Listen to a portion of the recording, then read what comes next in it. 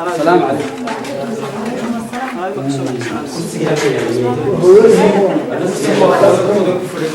هذا هو يعني أوفيس كيسكول.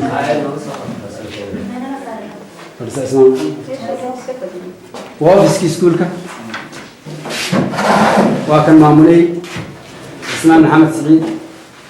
نكوا هذا عون علي آدم. ومعلمته كم ديها.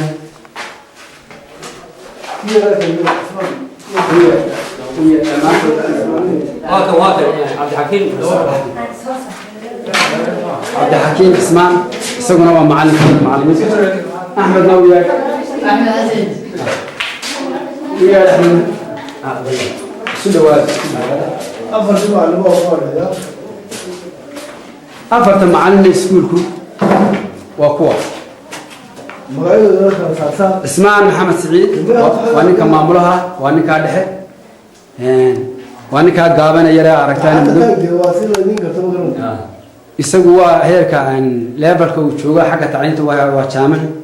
وأنا شامعة دي الناشونال يونيفرسيتي أوف سوماليا أيوة شامعات كملك صباحي تيل لقوي كهي عول على آدم وهير تكسي دحوها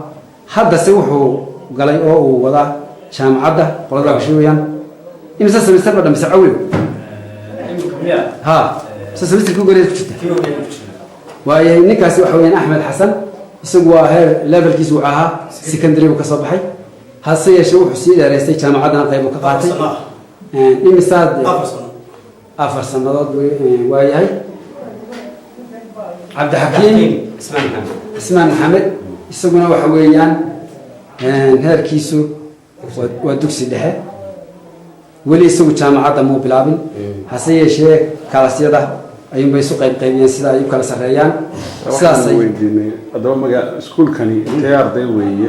imisa arday ba ku jira iskuulka dhamaantii ismaan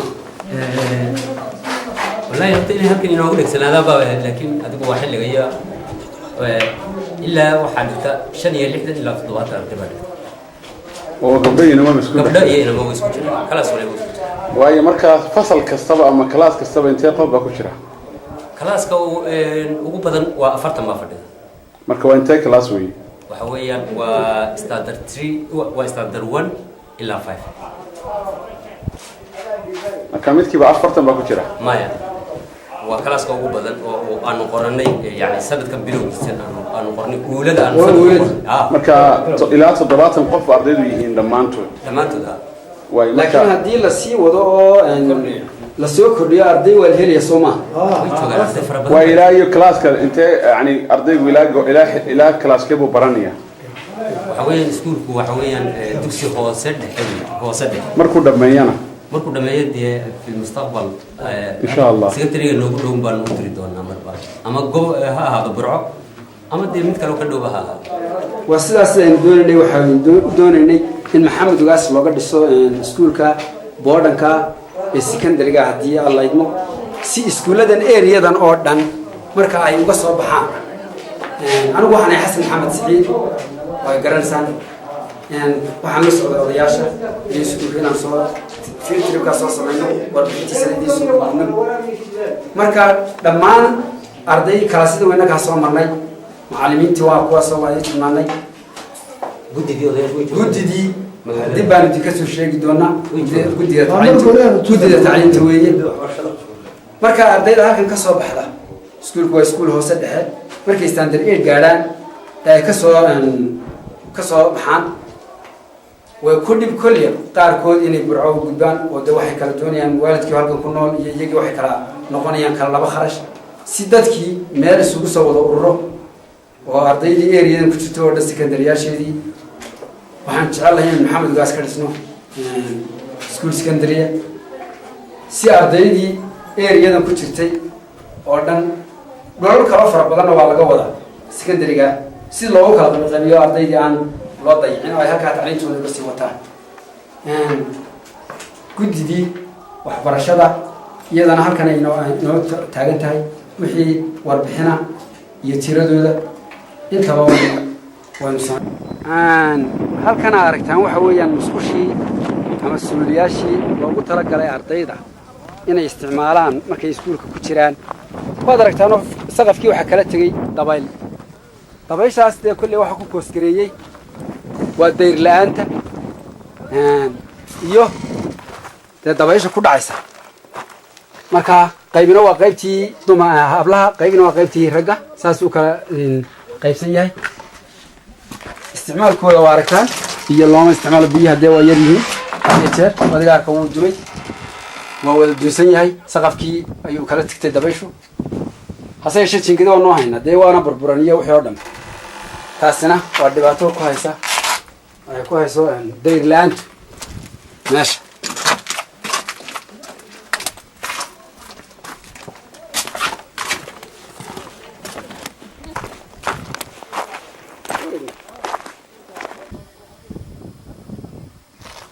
waa qaybtii hablaha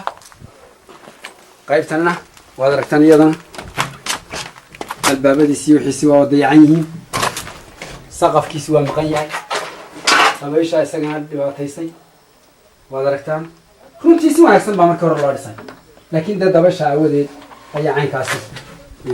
ku dhacda waana wax u baahan repairing dambe iyo maintenance dambe waad aragtaan mid waliba waa dayacan yahay roobka ku daaya dhagxaantii ciiddii wixiiba waad aragtaan waxaas isagun bay awoodayaan haddii aan laga taxadirin oo aan dhakadana loo samaynin dee albaabadana loo adkaynin marka kolley dayac fara badan ayay qabaan waad aragtaan safkii bay taagan yihiin ardaydu iyo macallimiintii waa aroortii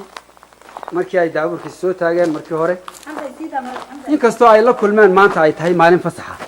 oo ardayda tiradeeda ay tahay oo ay dhul distance dheerna ka imanayaan haddana tirada intaa la saas isu taagan nidaamka macallimiintoodu waa kuwa dee waxa ay daabuurka ay taagnaayeen ay ka qaadanayaan warbixinta iyo sida kale sida u gelayaan weeyaan waad aragtaan waa kalaas bay u taagan yihiin uuladii taaniyadii triigii foorkii sidaasay u taagan yihiin oo u nidaamsan yihiin macallimiintii waa aragtaan iyagana waa 4 macallin oo iyaguna hor taagan sidaasay iyaguna hawshoodu ku dhamaatay